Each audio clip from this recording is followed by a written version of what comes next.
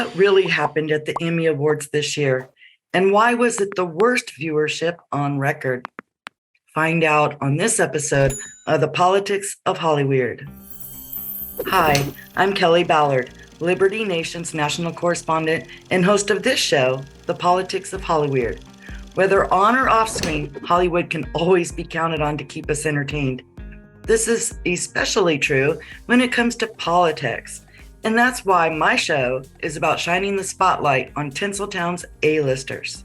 And what better way to shine or fall than at an awards ceremony? Although nothing too outrageous happened at the 22 Emmy Awards, there was one moment that Jimmy Kimmel is certainly regretting.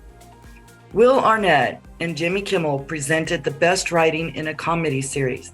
And for some reason, Jimmy thought it would be a good idea to throw a stunt in as well. Arnett dragged Jimmy, who pretended to be passed out, likely drunk, onto the stage. Arnett said Jimmy had been depressed over losing his own category and had been hitting the margaritas too hard. Quinta Brunson won Outstanding Writing for a Comedy Series for Abbott Elementary. But when she went on stage to claim her first ever Emmy Award, she had to step over Kimmel to get to the podium. And he continued to lay on stage while she gave her thank you speech. Jimmy caught a lot of heat for upstaging Brunson during her moment to shine. Although she was a good sport about it, he wanted to make up for it and had her as his guest on the Jimmy Kimmel Live show, where he apologized. Now, all in good fun, Brunson upstaged him at the end of the monologue. Holding her Emmy, she told Jimmy that she hadn't thanked everyone she wanted to, and then she added, quote, "You know how when you win an Emmy, you only have 45 seconds to do an acceptance speech, which is not that much time? And then you get less time because someone does a dumb comedy bit that goes on a bit too long." All fun aside, this year has the lowest readership in the history of the Emmys. And surprisingly, politics isn't the main reason. In fact, COVID, it has to take its partial blame for the less than 6 million viewers. Due to the pandemic and online streaming services, most of the Emmy winners were original works on streaming platforms, even though the awards show itself was shown on NBC.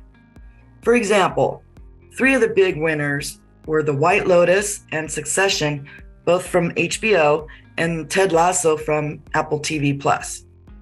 There were 7 series nominated for Outstanding Drama, but only one of those was not from a streaming service.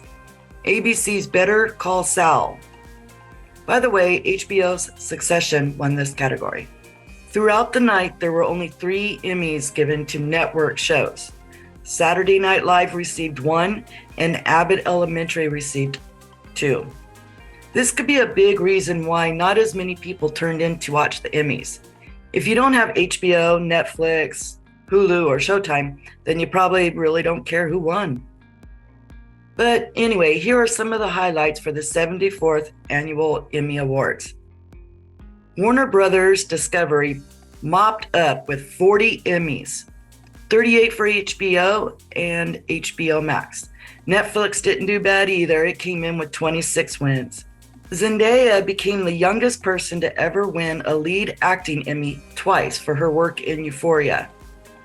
And Shirley Lee Ralph from Abbott Elementary was the first Black woman to win supporting actress in comedy in 35 years. That's it for this episode of HollyWeird. Thanks for tuning in. Be sure to visit libertynation.com for more HollyWeird articles, original reporting and analysis from our talented staff, as well as videos and podcasts. Until next time.